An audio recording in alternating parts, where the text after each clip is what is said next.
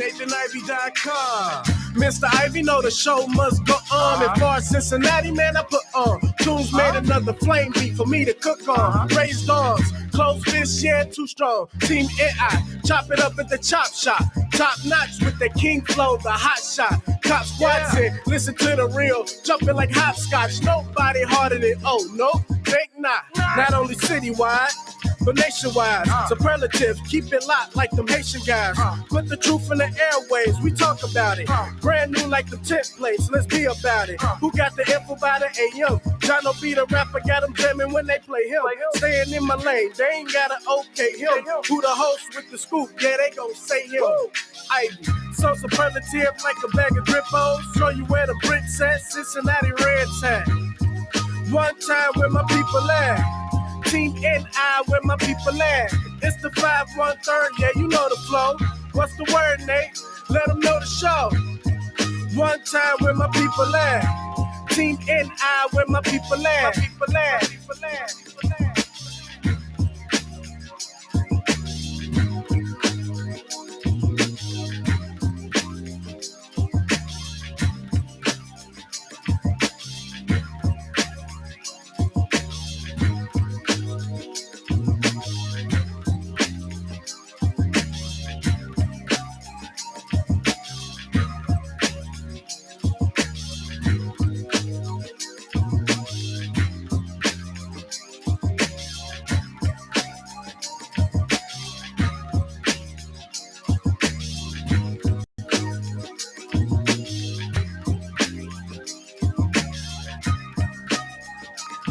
Good morning, everyone. How are you? Hope you're doing well. Let's get straight into it. It's the Nathan Ivy Show, the last honest place in Cincinnati media. Good morning to you. What is quiet quitting? Are you a quiet quitter? Have you heard about this new trend? We've heard about the Great Resignation. It was like during COVID, millions upon millions of Americans says, you know what? I'm sick of this and I'm not going to take it anymore. I'm out. They didn't want to return back to the jobs they had before COVID because COVID forced them to look at the world differently. And they thought, you know what? I can get by without working for these people. I think it's a referendum on the state of the culture, the environments that are on a lot of these workplaces. From the outside looking in, everything's good. But when you work there as a worker, either you're not getting paid enough, you don't have enough benefits, the work environment is not conducive to a healthy lifestyle. Hence, we had the Great Resignation. Get all these folks, they think Americans are lazy. Americans are not lazy. We just know the difference between a good job and a good job. That's all. And so now you've got this new phenomenon called quiet quitting. And I'd be willing to bet that maybe some people in the audience have been a quiet quitter before. Have you?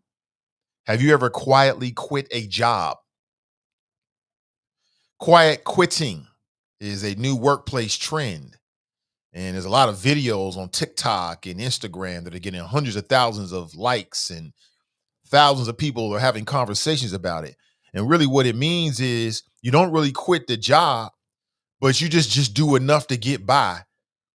And then with that time and that space in your own head, you'd use that for other things. It's called quiet quitting. And I would be willing to wager that people have been quietly quitting for a long time. We just didn't call it that. Like, have you ever left a job abruptly? You was sick of them. You was sick of them. I'm quitting.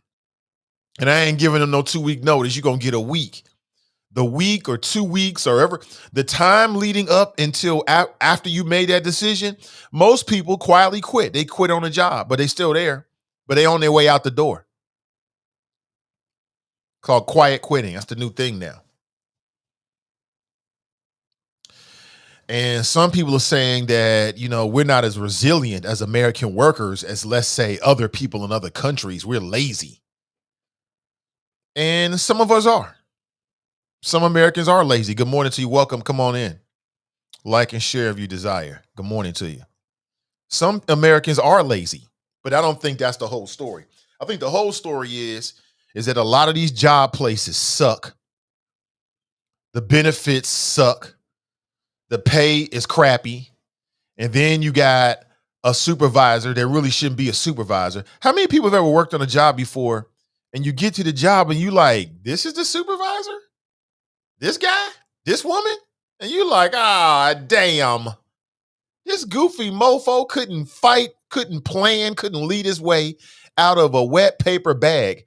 And somebody put them in charge. You ever had a job like that before? You like, what the hell is wrong with the universe? There ain't no God. Ain't no Jesus. Just if there was a Jesus, this person would not be a supervisor. You ever been there before? Probably all have, right? Quiet quitting. I don't have a problem with it. I'll say it again. I didn't have a problem with the Great Resignation. Good. I don't have a problem with quiet quitting. Most people who are quietly quitting have probably dealt with some BS on the job. What about, so everybody wants to talk about what the workers are doing, but what about when the job quietly quits on you? They quit on you, but they don't tell you that. They let you go around your business or go on with your business like everything's cool. And they drop the hammer on you. You ever been there before? So I don't have a problem with quiet quitting. I don't have a problem with the Great Resignation. If you provide a great environment with real leadership and competitive wages, people will work for you. It's simple as that. And if you don't, then they're going to quietly quit. They're going to resign in great numbers. It is what it is. You show me an organization, it's like, we can't keep no workers. My first thing is, what's going on with the environment there? And number two, let's look at those benefits. What are you paying them? And then what kind of environment are you paying them to work in? I love it, man. T, stay on. Good morning to you. 513-873-7134. I wasn't with you yesterday. As I've said before, the Nathan Ivey show, last days. I'll leave it just like that. I won't expound anymore. So you're going to see some different, we're going through a transition, put it that way. Good morning to you. How many people got a chance to check out the Cincinnati NAACP Prince Hall Masons? They came together to do a virtual forum during election seasons. They've kicked back up this season. And just yesterday was the second in a series of what will be live stream town hall forums. Shout out to Fanon Rucker. He was the moderator. As a matter of fact, they're going to be doing it again tomorrow. That's Wednesday. Fanon will be your moderator as well. The good folks at CDM, i.e. me, is behind the scenes as your live stream producer. But I thought overall, and I'm looking more of the technical aspect of it, I thought it was strong. It was very strong. Didn't have too many hiccups at all. I thought it went well. Disappointed to see that Bessie Sunderman didn't show up. I don't get it. I mean, does Bessie Sunderman rock with black people or not? It seems to me like Bessie Sunderman only rocks with black people when she's in control or it's a part of something she's doing. Like when she's on council and she wants to get reelected, she can partner up with another when she was on council, she partnered up with another council person or persons, and they had they had town hall meetings. But she didn't show up. You know, the word I got from the NAACP was she just basically totally ignored um, their efforts to reach out to her, and then she only responded when they were reaching out to her at the 11th hour. That's yesterday. I mean, literally, we were getting ready, and they were behind the scenes calling this woman and talking about it was the first day of school for her kids. It got pushed up, blah, blah, blah, blah. She couldn't do it because of her kids. I get that. I'm a parent. I will never challenge that. But what I will say is all about how you do it. You know, if you're a candidate and the NAACP or any organization reach out to you and they say, listen, can you come to this candidates forum? Your opponent's going to be here. If you freaking know that on that day, you're going to have parent-teacher conference, first day, whatever you got to do as a parent, then you tell. If you have respect for people, then you tell them. You tell them.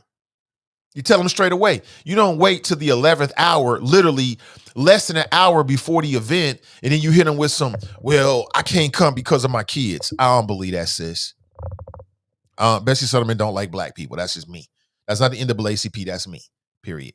That's how I feel about it. I'm so glad that woman didn't get reelected or not reelected, that she didn't get elected because she was never elected. I'm so glad she wasn't elected. She was appointed. So glad she's on city council. And I'm going to take a really hard look at this new position she's running for. And I think the Republicans make a big mistake. And all it does is further polarize our politics. You know what I'm saying? Like when a motherfucker won't even show up at an event that benefits them,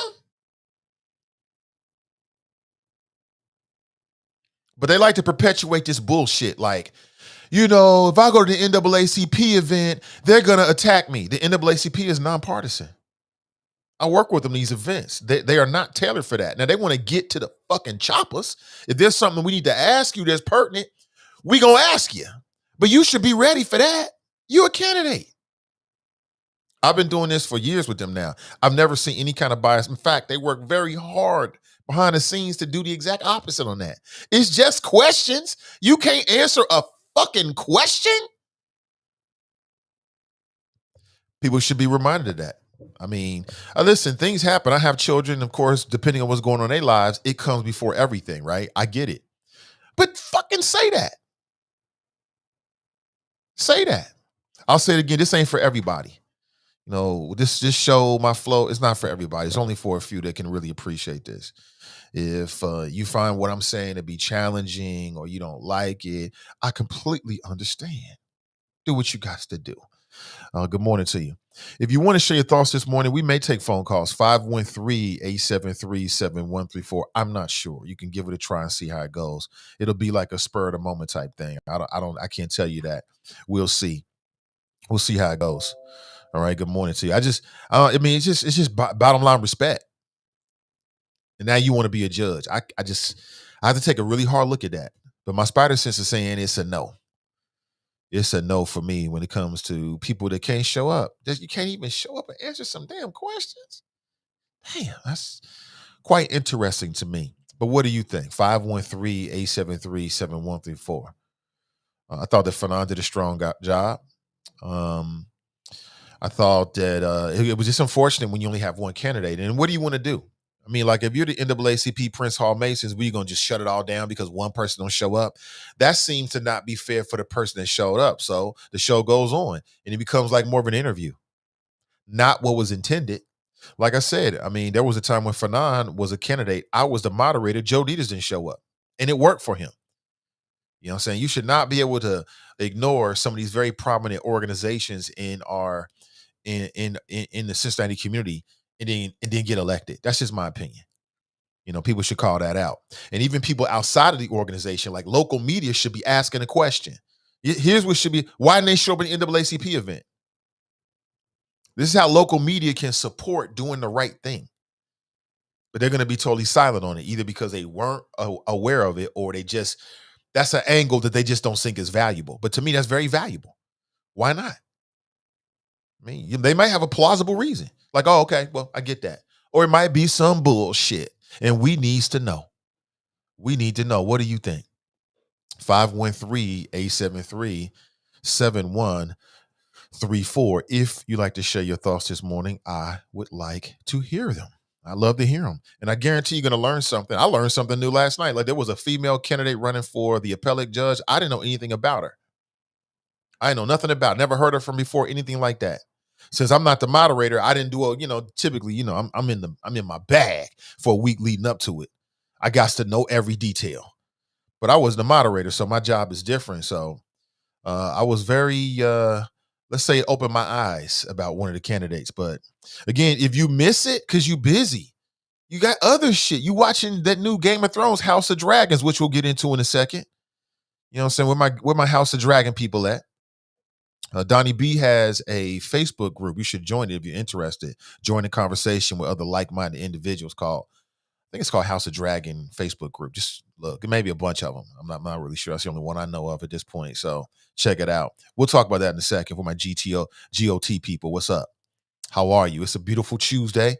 Where's Tony at? Tony, you okay, bro? Yeah, one of the choppers, man. I saw he was in the hospital talking about his heart.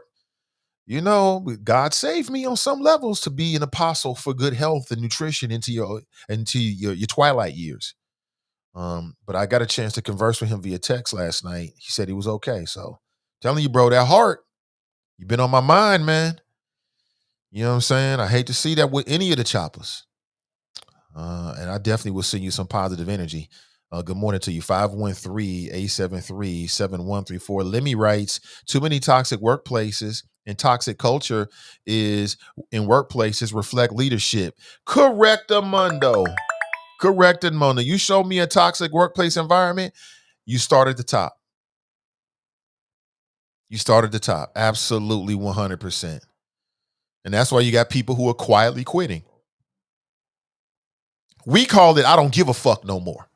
That's what black folks call it. You know what I'm saying? We be on the job, motherfucker piss you off, and you done with these motherfuckers, you about to quit. Fuck all of this shit. That's how we do it. I'm going to be here as long as I'm going to be here, and I'm not giving you no damn 2-week notice, then I'm the fuck out of here and shit. That's how we do it. Yeah, tell me I'm wrong. Now they got all these cute little names called quiet quitting. We call it fuck everybody in this bitch. That's what we call it.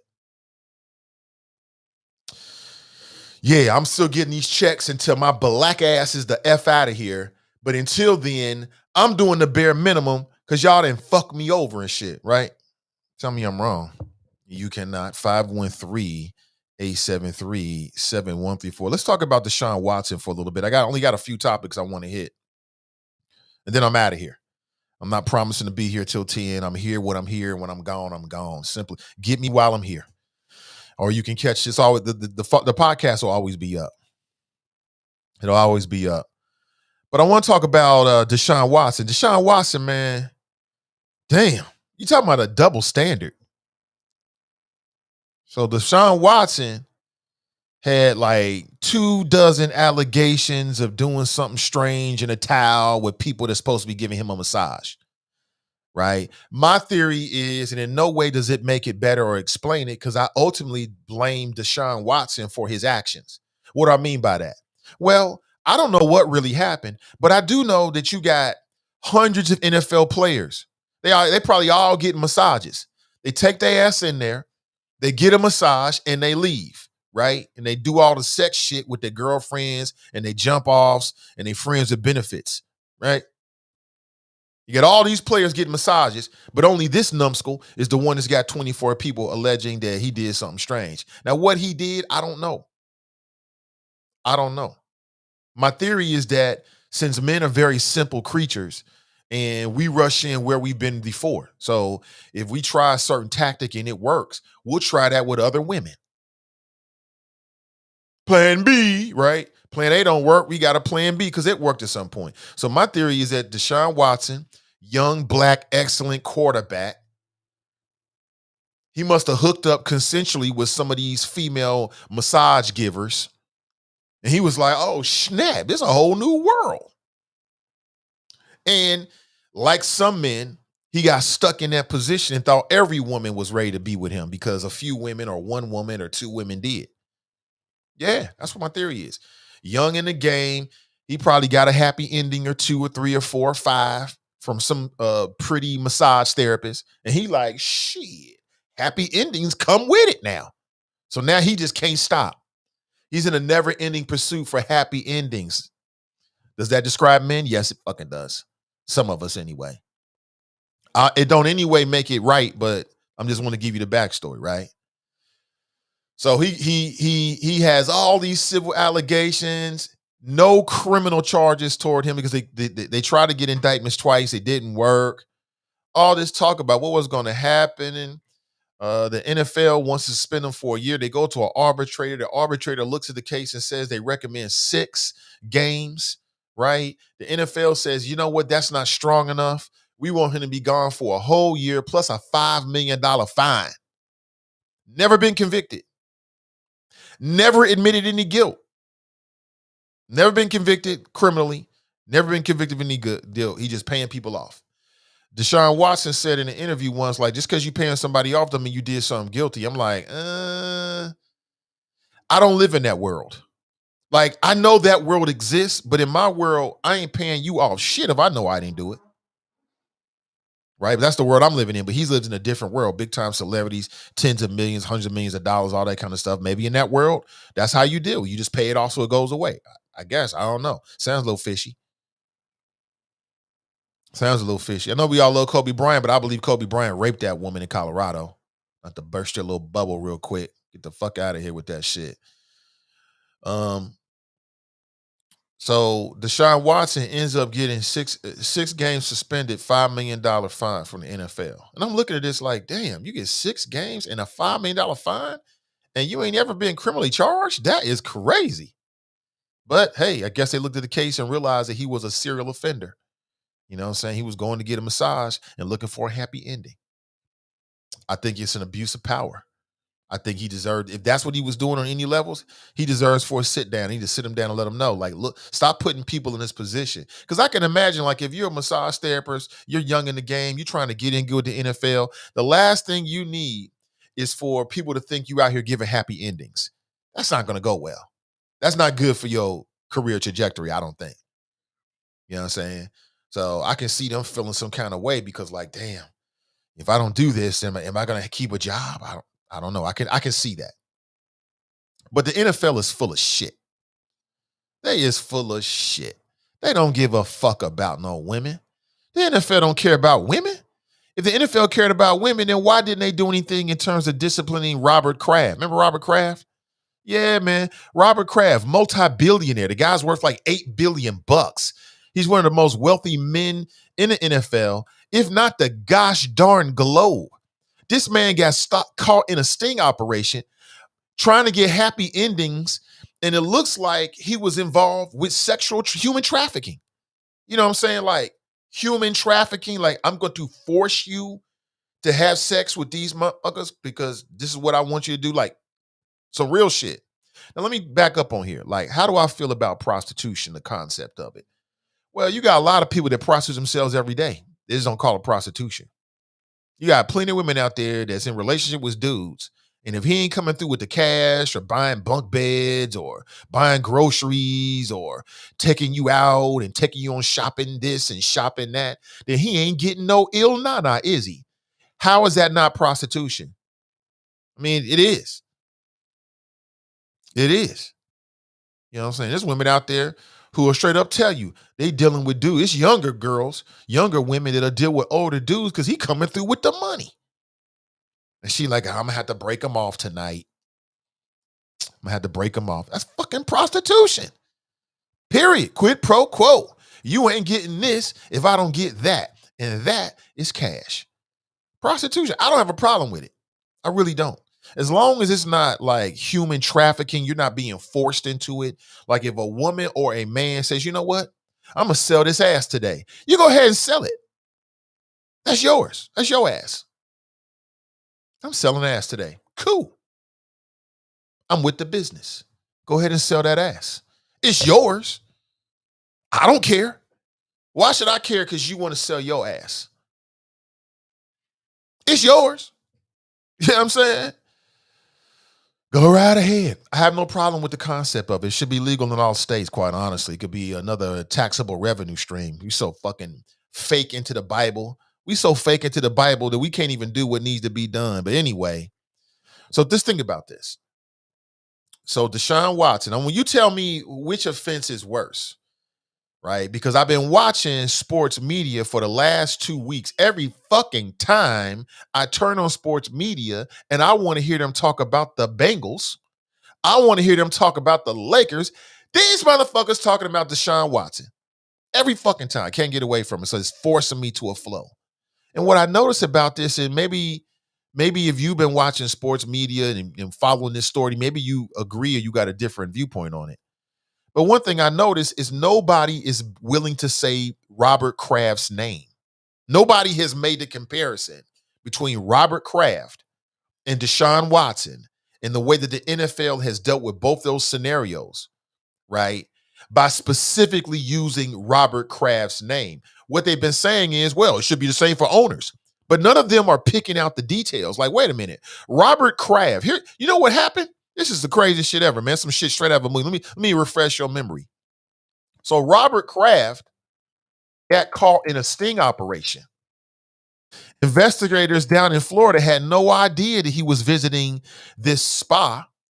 The spa hit their radar screen. It had nothing to do with him whatsoever. An investigator got a tip that something strange was happening at this particular spa, right? And so they went online, and what they found is that there was a whole lot of, I guess it was like Yelp or something like that, some kind of rating system. But they saw some things that were very suspicious, very suspicious, right? So what did they do? You know what I'm saying? They set up a little sting operation and went inside, and what they saw made them even more suspicious. It led to them, under some subterfuge, putting a bunch of cameras inside of the massage parlor. And they was just watching the feed. They just watching the feed. They got hit that something strange was happening in this particular establishment that may or may not be prostitution-like. Nothing but men coming in and out. They go in for an hour, then come out. Nothing but men. Right? And could you imagine investigators, they doing a sting operation for sex trafficking. They watching the video, and who do they see? They see Robert Taft, multi-billion-dollar owner of the Patriots, New England Patriots, probably, I think we would all agree, the most successful NFL franchise, a very, very influential, powerful, world-renowned guy. And of course, the video, I've never seen it, but I've seen people memos and write-ups about people who did watch the video. And what they said is, in the video, Robert comes in and the women start sexually pleasing, manipulating his genitalia and all this kind of stuff. He gets a happy ending. They rub him down with a towel. He rolls out, gives him $100 bill and rolls out. Could you imagine? You imagine these investigators, they must have been like, wait a minute, that guy looks familiar. Is that Robert Kraft? What investigators also found is that this particular spa, they got a high suspicion that it was a stop on the trail of human trafficking, because they felt as if they saw evidence that the women who worked in the massage parlor were actually living in the massage parlor. Like, literally, in the write-ups that I read, they was like washing clothes and cooking out back in the back of didn't even speak English. Didn't even speak English. Straight up, it appears, again, we don't know, straight up human trafficking. You know what I'm saying? Women that come in from other countries just want to be in America. Can't speak the language, probably be here illegally. They got to do what they got to do. Shit. Ain't nobody trying to come out their pockets and help nobody these days. That's rare. Most people ain't going to never help you unless they can get something out of it. So we talk all this shit about this, that, and the other, but then we don't really, by we, I mean collectively as a country, we don't really believe in and support a social safety net. And then we want to push these people underground. Well, when you push them underground, bad things happen to them. That's the whole point. So Bob Kraft allegedly got caught on video. He got charged. He got charged. He got charged. And the charges were dropped because somebody came in and said that the way that the process that they use to put the video inside the spa was unconstitutional. So they had to throw the video out. And Bob Kraft and a whole bunch of other dudes. You're talking about some lucky motherfuckers, boy. Them dudes that was down there with these women in this spa, they got lucky as hell. They had no idea that Robert Kraft was getting happy endings down there. And because he's a big time billionaire, he's a somebody, you know what happened. His friends, his influence, people that give a fuck about him, they swooped down and made it go away. And that's what happened. We never seen the tape. The tape got destroyed. And they said that the way that they got the tape was unconstitutional. Now, what they didn't say is that Robert Kraft, was innocent. He just got off on that Bill Cosby shit, a technicality. You know what I'm saying? By all reports, they had him dead to rights. Like I said, it's one thing to go to a prostitute. It's another to go to some woman that's being sexually trafficked, who's being forced into prostitution, right? That's a little different. What did the NFL do? I mean, you have to believe, like, wait a minute, this guy's like a pillar in the NFL community. He is the leader and the CEO and the face of the franchise on some levels of the New England Patriots. The Patriots, for God's sakes. What did the NFL do? They didn't do shit. Nothing. No discipline whatsoever. That's what happened with Bob Kraft. Flash forward to Deshaun Watson. When I'm watching sports entertainment, these motherfuckers, especially the females, man, we got to protect women. But you ain't talking about Robert Kraft. Ben Roethlisberger, the allegation is that he raped a woman. He got suspended 6 games. It got bumped down via appeals to 4 games. The allegation was that he raped a woman. Raped. Like, I'm going to take this. That was the allegation. No charges in that case. The women decided to back away. Either they were intimidated or they recanted their stories or they got paid off. Like, money talk. You know what I'm saying? That you crying and somebody say, dry your tears with these stacks of hundreds. You like, I feel better now. I feel much better. The NFL is full of shit, ladies and gentlemen. They don't give a damn about no damn women. Because if they did, they would have did something to Robert Kraft. How can you just get away with this? But yet with Deshaun Watson, I'm just supposed to go on and on and on and on. I don't know what happened. I think where there's smoke, there's fire. But nobody alleged that he was visiting prostitutes that might be being forced into prostitution, like human trafficking. Nobody alleged that against him. You know what I'm saying? I'm just saying. I mean, I blame Deshaun Watson for what Deshaun Watson's going through. He maintains his innocence, by the way. Okay? So does Bob Kraft. You know what's funny is I was watching just yesterday, I was watching a thing, First Take, that was like, this is always going to be a stain on his legacy. Speaking about Deshaun Watson. He's never going to get over this, but Bob Kraft can get over it. So what's the fuck is the damn difference? Well, one is an older, the other is a player. One's a multi-billionaire. The other is a very rich, wealthy guy, but he ain't no multi-billionaire. That's a whole different kind of level of wealth. You know, the good old boy network. They surround and protect their owns. The owners are probably like, man, it was just a little happy ending. Why is everybody making such a big deal? I get happy endings from, sex workers all the time, right? Well, good morning to you. The NFL is full of shit. They're full of shit. So now they want to nail this brother to the cross. You got all these creeps doing similar, if not worse, things. But that's my flow, and I'm going to stick with it. Good morning to you. Again, if you want to share your thoughts, remember one maxim: open your mind before you open your mouth. That's it. Other than that, we all good. Good morning to you. How are you? Hope you're doing well. So we talked about quiet quitting this morning. I've given you my thoughts about the NFL's double standard. It's okay to participate in human trafficking. That's what authorities called it, not me. This happened back in, this happened back pre-pandemic, like 2018, 2019.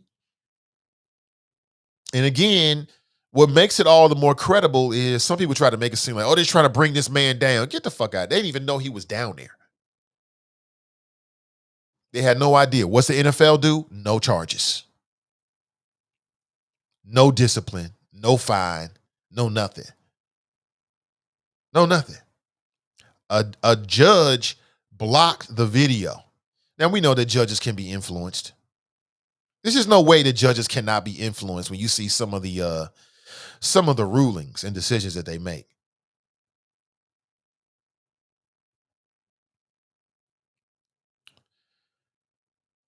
And the technicality was so interesting, right? Because the judge didn't say that they didn't have the right. It's just shit. This is how things work when you're a billionaire. See, when you're a billionaire, that buys you access to influential people. So that plus you remember the NFL, right? And just think, you got this group of elites, some of the wealthiest people in the world, all with a similar function and goal. And that's to promote the NFL and make a lot of money. You got 32 of the wealthiest people in the world. It's like a damn near secret society that's right in front of us. That's what the NFL is. It's a secret society almost that operates right in front of you. And it sells you shit like sports entertainment. You got 30 of the wealthiest people in the world, Craig. That gives you a lot of credibility. They refer to the NFL emblem as a shield. And it really is a shield because it protects their business interests and it protects them as well. Right? So who knows? Maybe some of his NFL buddies say, you know what? I can't have you go down, Bob, because if you go down, it makes the brand go down, makes the shield go down. So I'll use my influence.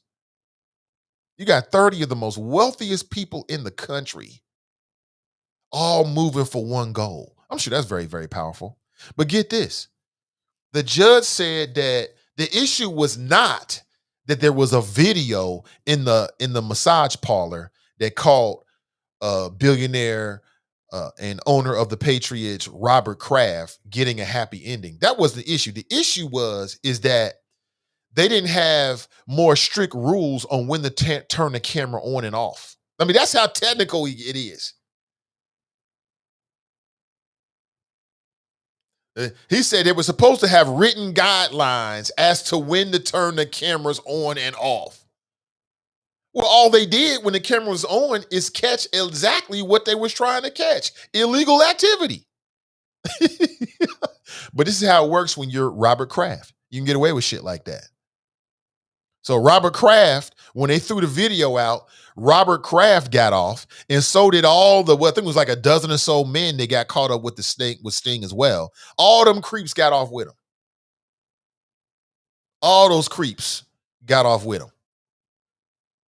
So Robert Kraft, not only did he skirt justice, but because of his influence, these other creeps were able to skirt justice because they just happened to be involved in the same sting operation. That's what happens when you're a billionaire in America. That's what happens. You know what I'm saying? When you are somebody in America, shit just it just works for you sometime. You know, other people want to see you get out of it because they don't want to see you get too caught up. Good morning to you. Good morning to you. Hope you're doing well. 513-873-7134. Let's get to the choppers. Let's do that. Brandy writes, greetings. What's up, Brandy? Hey, good to see you. Crutha writes, good morning. Good morning, Crutha. Tabitha's in the house. Hey, good to see you, Tabitha. Good to see you. She writes, good morning. Let's chop it up. I know that's right. Get to the chopper! The other Tabitha. What's up, Tabitha? That's funny, Tabitha, because I know that you and some of the other choppers were nice enough to participate in a project that we're working on. And I was just looking at that video again just yesterday, and turned out very, very well. Thank you for your involvement. I appreciate it. We may be reaching out again real soon. Lisa writes, good morning. What up, Lisa? I miss y'all when we don't get together. Same here. But the Nathan Ivey Show is in flux. Transition. TNT writes, good morning, choppers. What's up? Good morning to you. Brandon is in the house. Good morning, Brandon. Good to see you, bro. Keisha writes, Grand Risings, Nathan Choppers with Z's. Cruther writes, yes, I've been missing my morning fix. Well, you got it this morning. Nakia writes, good morning. Nikki writes, good morning. Janice writes, you're back. Good morning, Nathan and the Choppers. Good morning to you.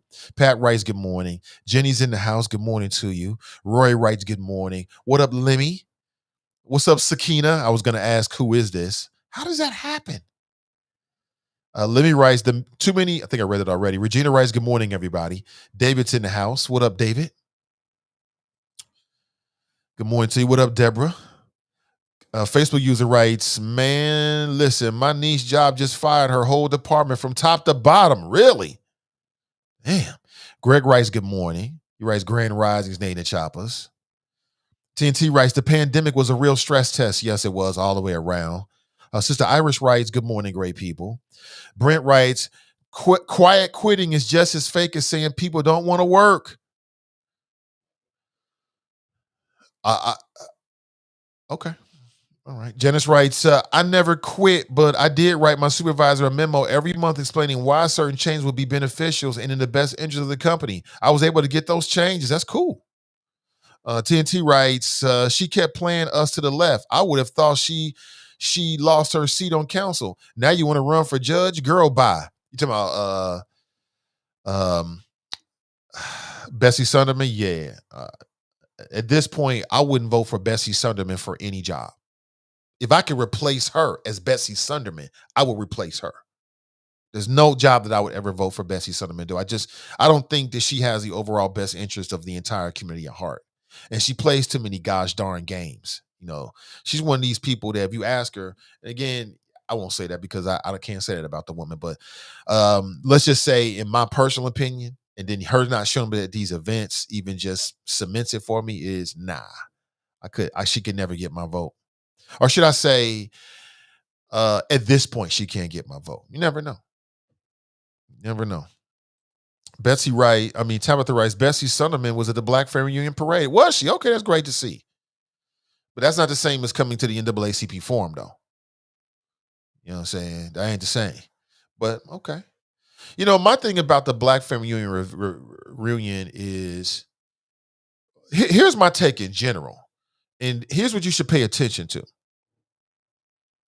I think it's very, very important, the people that attend these events. Very, very important. Because especially if you're a local business owner or you work for a nonprofit here locally, it says a lot. Like showing up is a part of this, just being in the space.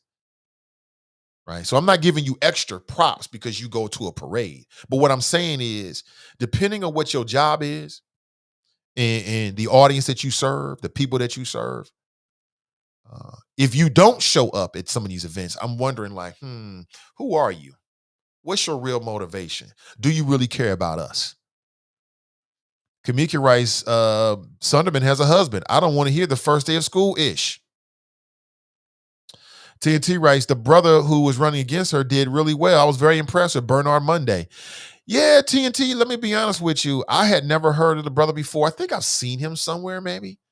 His face seems familiar to me. You ever seen somebody, you're like, damn, they look familiar, but I can't place it. But he did open my eyes as well. I'm like, oh, okay, bruh, okay. I like some of the things that was coming out of his mouth in terms of how he looks at the thing, looks at the world, and looks at the job. And again, I thought that Fanon did a good job in terms of you make that pivot. You know what I'm saying? You make that pivot. And you know, like I said, you know, I think it's more fair for everybody in community, including the community, to just talk with the people who are actually there. You know what I'm saying? If the opponent don't show up, okay, they don't show up. Keisha writes, I quit my job after they gave us a candy bar for employee appreciation. 7 years. I used all my PTO days and never came back. I was working 2 jobs at the time. Well, they would call that quiet quitting. Well, I'll be honest with you. I quietly quit on a job before. I was out the door. I was done. You know, I never really wanted the job. I just took the job. You ever take a job just because you need the money? I need the money. So I took the job and I took it to be temporary. Ended up doing this shit 5 years. Telling you, man. And sometimes you get caught up for various reasons. And when I was at my end, and I had to leave because somebody could do that better. You know, where I was at the I don't give a fuck phase. This is exactly what I'm gonna do, and I ain't doing shit else. And don't ask me to, because you might get cussed out. I was at that phase. When you get to that phase working for somebody else, you gotta leave. Because you ain't doing nobody no services. And somebody else can come in and do a better job than you can. That's how I looked at it. I was like, somebody else can come out here with a fresh perspective that don't have like my old beefs and issues and hang-ups and all this kind of shit, and they'll do a much better job. You ever been there before? I mean, I'm just real with myself sometimes. You know what I'm saying? I had to go. It's time to go. Jared writes, good morning, team and I. Lemmy writes, no. Well, what's up, Jason? It's been a minute, man, since I seen you in the chat, bro. Hope you're doing well. Lemmy writes, just disrespectful. David writes, when someone tells you who they are the first time, believe them. Bessie Sunderman will not pass down fair judgment.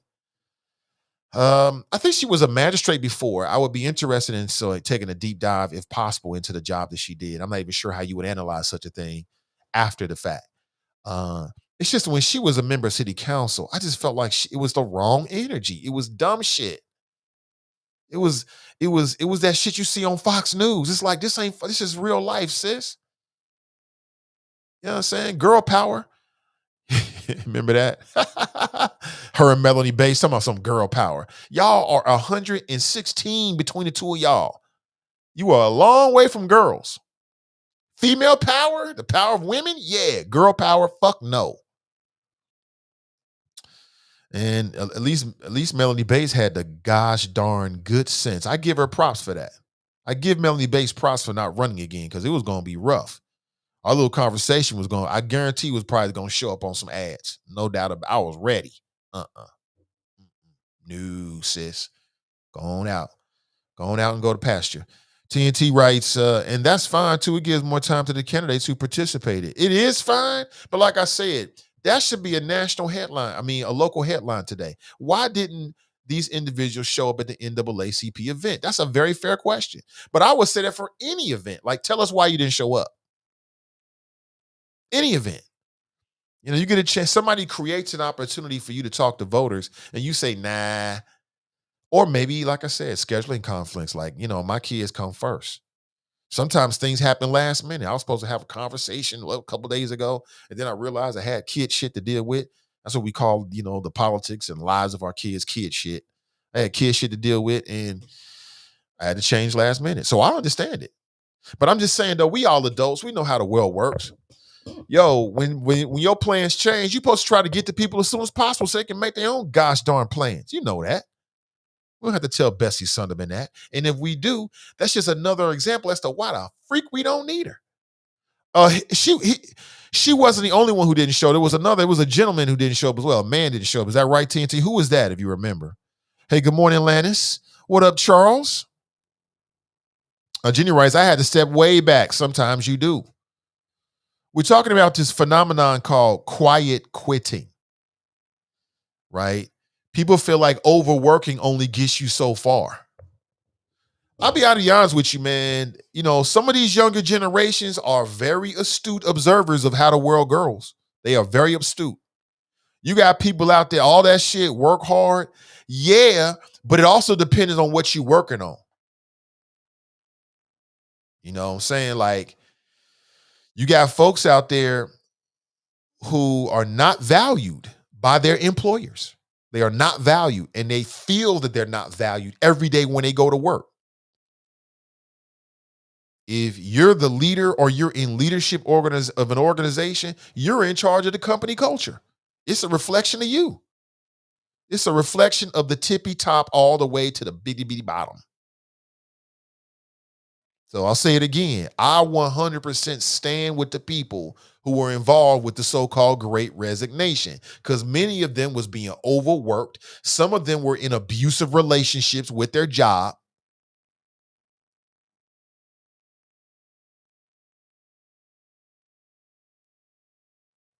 Because they work for abusive people. It's the truth. And these abusive people only know how to create toxic environments. It's the fucking truth. Deal with it. You might be one of those abusive ass motherfuckers. You need to take a look at yourself. That's what you need to do. Or maybe not. Overworking only gets you so far. Like I said, I'm all about the hard work shit. I have rolled my sleeves up on many a job and come home exhausted.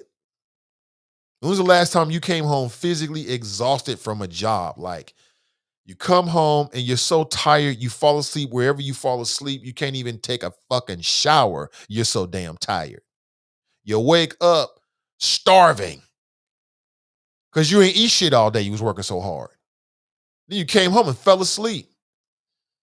You know what I'm saying? Or maybe it's that mental working hard. You know what I'm saying? Some people have jobs that they just making decisions and they're calculating and they're dealing with the customers, they're dealing with the staff, and their brain is working for 6, 7, 8 hours. That should have tear you. That man, you'll be tired as hell. You will be done. That's why I say, man, shout out to the people that work with our kids. Because for the people who work with our kids, if they're really doing their job, they are exhausted when they get home every single day. Because kids will exhaust your ass. Kids will exhaust you with questions. Can I have, can I have, can I have, can I have, can I have, can I have, can I have, can I have, can I have, can I have, over and over for 7 hours? It drive you nuts. Shout out to the people that work with our children, man. They do yeoman's works if they doing it right. If they doing it right, they come home exhausted every single day. And let's say you working at a job that just don't pay you enough. It's got a bad company culture. You're a star, but they don't recognize your star. That's bad company culture. When you got stars that work in your environment, like people that shine bright, you can see that potential. You're supposed to polish that motherfucker and let them go. That's what you're supposed to do. Set that stage. Not all jobs recognize that. And the reason why is because you go to these you go to these job sites. Any job site in America you go to, you're going to find one consistent thing. Humans. And humans are fucking worse than COVID. And you know that and I know that. So that's why you get what you get. Good morning to you. 513-873-7134 if you want to share your thoughts this morning. I seen a recent interview with Tavis Smiley. He was on with DJ Vlad, his YouTube channel. Y'all check that out? Might be worth your time. You decide. I don't know. And the interview wasn't with Vlad. It was with one of his people that work for Vlad. Vlad is a brother. Can't recall his name. Here's a screenshot of it.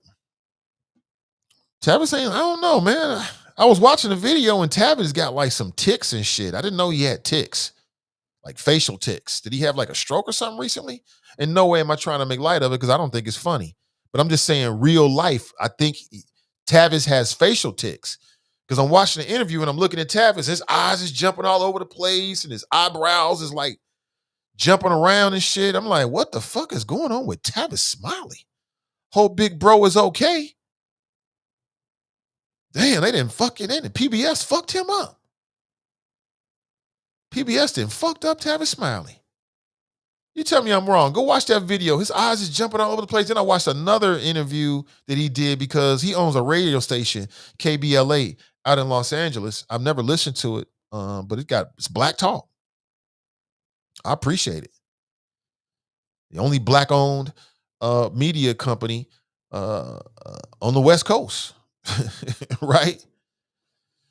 So props to Tavis. I went to the YouTube channel. They was out in the community doing shit and doing different videos. I watched it and I'm looking at the video. He's interviewing somebody and the same thing. It's like faces jumping all over the place. He's got like facial tics and shit. You know what I'm saying? I mean, we've all been around people that's got that kind of thing for various reasons. But again, I was immediately concerned for Tavis because Tavis is only 50 something. He ain't like super, super old. He's 50 something. But PBS then fucked him up, man. Damn you, PBS. Tavis had a good thing going on. Tavis was definitely one of my early influences. Let me tell you my influences in radio real quick. In no particular, kind of in order. So my flow, my style was heavily informed by multiple forces. Number one, hip hop. I'm a hip hop head. I grew up in that culture, but I tried to break dance, but I just didn't have it. And I wasn't like a graffiti artist. I became more of an MC, as I've said before, and you can have fun with this. MC Dangerous. I know it's lame as fuck now, but back in the day, it seemed like it was cutting edge. You know what I'm saying? Like go back to the 80s and shit. MC Dangerous, that was some shit. That nigga dangerous, right? He got dangerous flows. At least in my own head anyway. I know.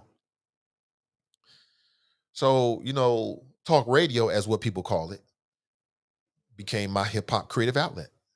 So hip hop definitely informed me. I was informed by Chuck D, Flavor Flav, not Rakim, Ice T, Nas, all those early wordsmiths and shit. Those swagger giants and shit. I was informed by all of that for sure. But in terms of talk radio, I was informed by Carmine Guzman, the greatest talk show host that I ever heard. The great Carmine Guzman was in Cincinnati, and he was dope as fuck. He was super dope. He was a Jewish dude, white male. And his flows was like, it was everything and shit for me. I listened to him. I could not stop listening to him. I listened to every fucking show. I hung on every word. He was a wordsmith. He was just super smart. He didn't give a damn. And he was based in Cincinnati. As conservative as Cincinnati is, could you imagine? I turn on the radio, I hear this progressive voice giving them hell. I'm talking about giving them hell. It was entertaining. It was dope. Super dope. I wanted to be just like him. He was super dope, man. I wish I could find some an interview or something with him, but I haven't been able to find anything with him. But he was super, super dope, man. And these backwater Cincinnatians couldn't touch him. They could not touch him. Anybody hip to Carmine Guzman? Super dope. Me and my partner, man, we used to live. I think he might even turn me on to him. Boutros, aka Mason Jamal. He might have. I had to ask him. Matter of fact, I might see him later today. I had to ask him. I can't remember if he turned me on to him or not. He might have. But when I got turned on, I was turned all the way on, man. Dude was tight. Dude was tight. He did a show on 55 KRC. He was super tight. So that was my heavy influence. Tavis Smiley, big influence. Like Tavis Smiley was on PBS. He was one of them he was one of the few black faces I actually saw talking about different issues. And he just seemed to be a very well-rounded kind of brother. Like what I got from Tavis was that you could be a black man with a talk show that talked about all kind of different stuff. I'm not sure how many times you watched that PBS show, but his range was much deeper. He was like into the arts and culture and all that kind of shit. I thought it was very, very interesting. So Tavis was definitely an influence. Jim Rome, sports radio. You know what I'm saying? Jim Rome is a motherfucking dog. That's my dog right there. I used to love the Jim Rome show, man. He was cutting edge. He was definitely cutting edge. And you got so many. He just. I mean, the Jim Rohn effect is still felt. You can watch it on ESPN. He's still around too. He still does a show, but the Jim Rome effect is in full effect. Like, have a take. He was the first person. I heard he predated First Take. Like all those ESPN shows, they was listening to Jim Rome, no doubt about it. Hell, it's called First Take. And Jim Rome used to really make that word take very popular on his show. He was the first to really do it. So I was definitely listening to Jim Rome, man. Howard Stern, absolutely the irreverency, but Howard Stern is an artist. Howard Stern is a creative artist, no doubt about it, 100%. He to call him a shock jock doesn't really do him justice. It really doesn't. He is super, super, super. His fundamentals are very strong. Howard Stern's fundamentals, if you know what I'm talking about, are very strong. Whether you like his content or not, all these folks out here, these YouTube channels, they follow Howard Stern. You know what I'm saying? An icon in that industry. I mean, no doubt about it. Hell, Charlemagne the God has said that. One of his biggest influences was Howard Stern. Howard Stern. Tabitha writes, how about Lincoln Ware? Lincoln Ware was not an influence for me. He wasn't a big influence. However, having worked in close proximity to him. See, that's, somebody got something good, I can absorb it. So there's definitely some things that Lincoln do that are unique as well. But he wasn't one of my influences. My influences was what I'm telling you right now. That's no diss to him at all. But I'm just giving you my truth. And who else? So I said Howard Stern. That's pretty much it. So it was Carmine Guzman, Howard Stern, Jim Rome. Those are the three ones. If I had to put them in order, it'd probably be, oh gosh, man, like I don't know. Howard Stern would be third. I don't know who would be first or second between Jim Rome and and Carmine Guzman. I can't call that. I can't call it. Not in terms of my own influencers. They're very, very, I would just say they're both ones. And then number two would be Howard Stern. That's just me though. Good morning to you. 513-873-7134. So Tavis Smiley, and also Tavis Smiley to some degree, more of a lesser influence, but I mean, he's a brother in the media. So he of course he was an influence on some levels.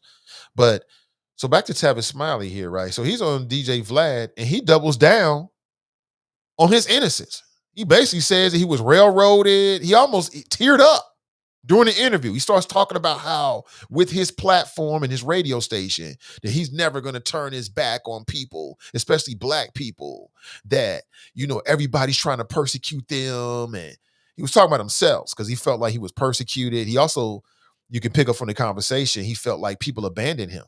So what was the allegation? The allegation is that when Tavis Smiley was doing the show on PBS, he was a creepy boss.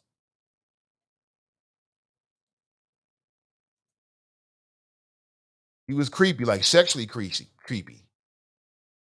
I think he got fired for his alleged sexual misconduct, inappropriate comments, touching, verbal abuse, having sexual relationships with subordinates. Like I got it, man. Like from a male standpoint, from like that alpha male standpoint, you the boss, but then you also getting some ill nana from one of your subordinates.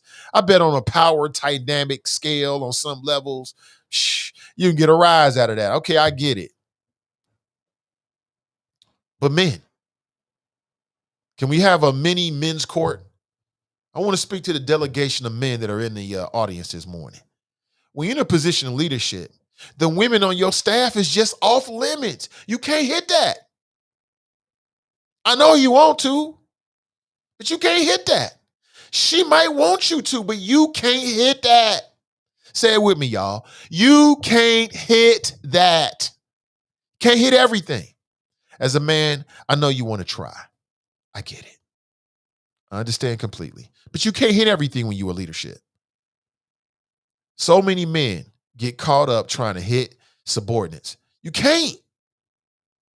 I know. And some of the what is a more tantalizing treat other than the treat that you can't have? Oh, damn it, we all been there before. It's like I just want that just one time, please, right? But you can't. You got to choke it down. You got to fight them demons. Go back to hell. You got to fight those demons. Go back to hell, you demon. That's what you got to do. And I wonder if Tavis actually did that. Tavis looked like he weak for the ill nana, don't he? Come on now. Let's be real. I ain't trying to say that about nobody, but Tavis looked like he weak for the ill nana. Ladies, I need the ladies to help me with this. Take a look at Tavis. Tell me I'm wrong or I'm right. He looked like he's weak for the ill nana. He do. He got that look. He's not going to be able to withstand the opportunity to get the ill nana. It takes a strong man to do that. Tavis ain't that. He be having facial tics. We shouldn't do it, but okay, let's do it.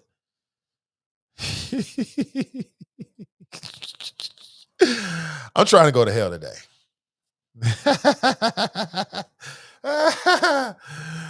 I shouldn't.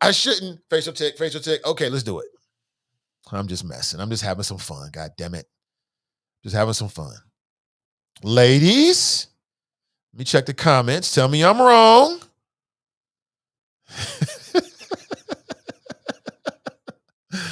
Thank you, Teran. Thank you. Thank you. He looked like he weak for it. So you can see it in a man's eyes. I don't know.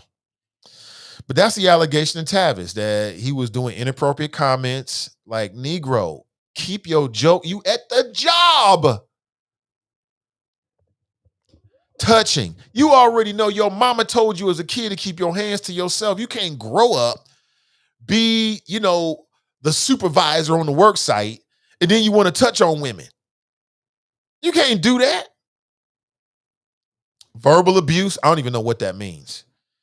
And sexual relationships with subordinates. And Tavis admitted that he had like a little sexual relationship. He said it was consensual, it was all good. And see, that's the problem with sex on the job. Because number one, when you're on a job site, there are no friends. If you go to a job and you meet somebody for the first time on the job, and the central sort of axis or the center of gravity for your relationship is the job. Like, y'all cool on the job. That's cool people. Y'all eat lunch together. Y'all both like GOT. Y'all sneering and snickering at the bosses and all this kind of shit. That's my girl. That's my girl. That ain't your motherfucking girl. Y'all co-workers, period. All that friend stuff is bullshit. Because it's very rare, like when the shit hit the fan and people starting to lose jobs and shit, and ain't nobody going to say shit to you. Typically depends on your relationship and that person. So all that friend, just get that out your head. You ain't friends on the job. Y'all co-workers. And men, come on now.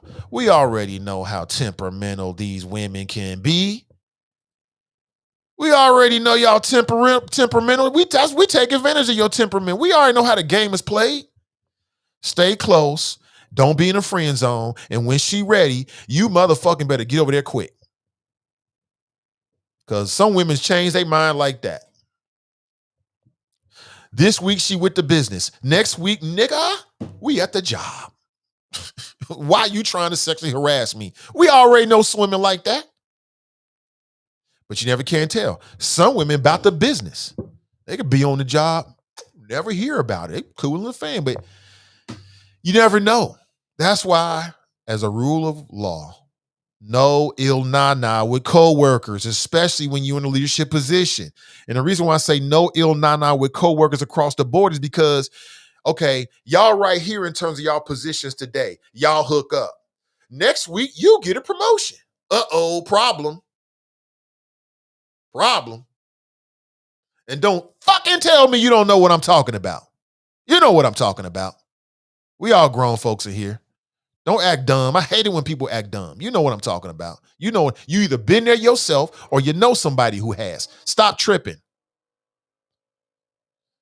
Stop tripping. Deborah writes, men misinterpret everyday friendliness with women as sexual interest. It's hard not to know.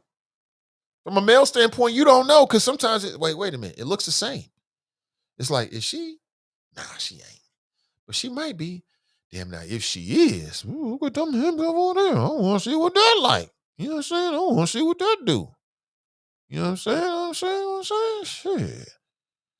I wonder if she cool. That's how men start thinking. She cool as a motherfucker. I'm liking this. I'm going to ride this out. And what do? We ride. It's like a wave. You ride that motherfucking wave as long as it's something to ride. No pun intended.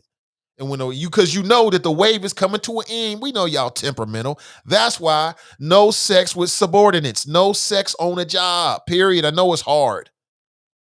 I've been there. I understand. But this is good for you, man. I'm talking to the man out there. Good morning to you. Crystal Rice, someone will catch some kind of feelings. Nathan, you're absolutely right. Get mad quick, right. Somebody catch some kind of feelings, boom. Oh, Lord, I didn't give her the D. And she don't know how to act now. Come on, fellas. You've been there before. You know, but again, some women cool as a fan. Like nobody will ever know. She'll take it to her grave. But you never can tell when you first meet somebody. What time is it? 9:45? That's all I have to give. I'm out. Have an excellent rest of your day, all right? I'll catch up with you real soon, all right? I'm Nathan Ivy. Until next time, I'm out.